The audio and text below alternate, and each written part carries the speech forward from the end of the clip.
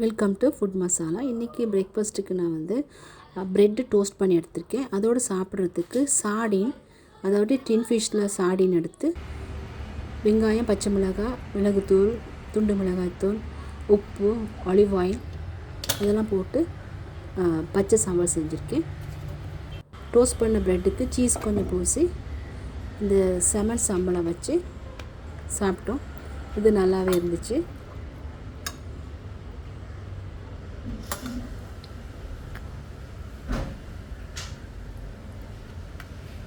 இதுக்கு தக்காளியும் சேர்த்துருக்கேன்.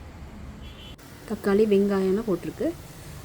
இப்போ வந்து லஞ்சுக்கு நான் என்ன பண்ணேன்னு சொன்னால், கோவாயில் சுண்டியிருக்கேன்.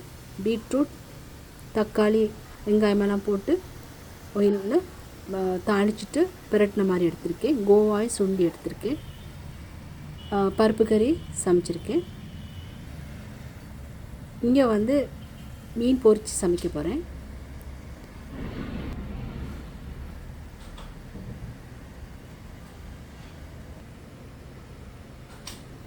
இந்த மீனை 2 ஜாதி மீன் போட்டிருக்கேன் பொரித்து. அதை வந்து அந்த கிரேவியில் கொதிச்சுக்கிட்டு இருக்க கிரேவியில் போட போகிறேன். அதை ரொட்டி செஞ்சு வச்சுருக்கேன். ஈவினிங் வந்து என் டாக்டருக்கு 6 o'clock கிளாஸ் ஒன்று இருக்குது. அதனால் அவளுக்கு ஏர்லியாகவே சாப்பாடு கொடுத்து அனுப்புறதுக்கு தான் பிளான் பண்ணி ரொட்டியும் செஞ்சு வச்சுட்டேன். இதுதான் எனக்கு என்னோட மெனு. இன்றைக்கி உங்களுக்கு புதுசாக டிப்ஸ் கொடுக்கலான்னு இருக்குங்க. அதாவது புதுசாக யூடியூப் ஸ்டார்ட் பண்ணுறவங்களுக்கு, இல்லாட்டி ஆல்ரெடி ஸ்டார்ட் பண்ணி அவங்க மானிட்டைஸ் ஆகாதவங்களாக இருந்தால் இந்த டிப்ஸுங்கெல்லாம் யூஸ் பண்ணினீங்கன்னா உங்களுக்கு குயிக்காகவே மானிட்டைஸ் எடுத்துக்கொள்ளலாம்.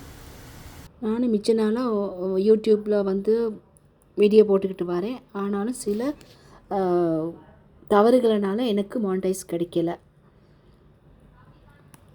மற்றது அந்த என்னென்ன தவறுகள்னு நான் உங்களுக்கு சொல்கிறேன். அதை நீங்கள் திருத்திக்கிடுங்க. நானும் இப்போ வந்து அந்த தவறுகளை திருத்திக்கிட்டு இப்போ வந்து நான் முயற்சி எடுக்கிறேன். ஏன்னு சொன்னால் ஏதாவது நாங்கள் ஒரு வேலை எடுத்தோம்னா அது வந்து சக்ஸஸாக முடிக்கணும், இல்லாட்டி நம்ம அதை செய்யக்கூடாது. அதை நான் அந்த மாதிரி ஒரு நினச்சிட்டேன். மற்றது நான் இது வந்து யூடியூப்பை வந்து சும்மா தான் ஸ்டார்ட் பண்ணேன். அதுக்கு எனக்கு பெருசாக ஒரு ஐடியாவும் வரலை. ஏன்னு சொன்னால் எனக்கு வந்து குடும்பத்தில் பிள்ளைகளை படிக்க வைக்கணும், டியூஷன் கூட்டிகிட்டு போகணும், வீட்டு வேலை செய்யணும். அதனால் எனக்கு வந்து ஒழுங்காக வீடியோ போட கிடைக்காது. மற்ற வேலைகள் தொடர்ந்து இருக்கிறனால எனக்கு டைமும் கிடைக்கல. இப்போ வந்து யூடியூப்பை பார்த்திங்கன்னா ஒரு சுயதொழில் மாதிரி மாறிக்கிட்டு வருது. நிறைய பேர் காசு சம்பாதிக்கிறாங்க. முதல் டிப்ஸ் என்னன்னு சொன்னால், ஒவ்வொரு நாளும் நீங்கள் வீடியோ போடணும். இல்லாட்டி ஒவ்வொரு நாளும் விட்டு விட்டு வீடியோ போடுறதுக்கு ரெடியாக இருங்க. நீங்கள் வந்து உங்களுக்கு ஒவ்வொரு நாளும் வீடியோ போட கஷ்டமாக இருந்தால் நீங்கள் ஒரு 5 நாளைக்கு, அதாவது ஒரு வீக்குக்கு தேவையான வீடியோவை ரெடி பண்ணி வச்சுக்கொள்ளுங்க. வீடியோ அப்லோட் பண்ணுறதுக்கு முன்னே எல்லாம் எடிட் பண்ணி ரெடி பண்ணி வச்சிட்டிங்கன்னா உங்களுக்கு ஒவ்வொரு நாளும் வீடியோ போடலாம்.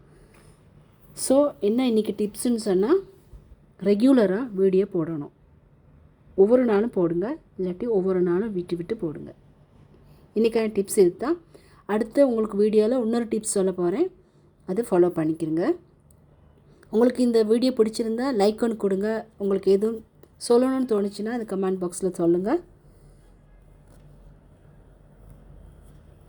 இந்த வீடியோ பார்த்ததுக்கு ரொம்ப நன்றி. வணக்கம்.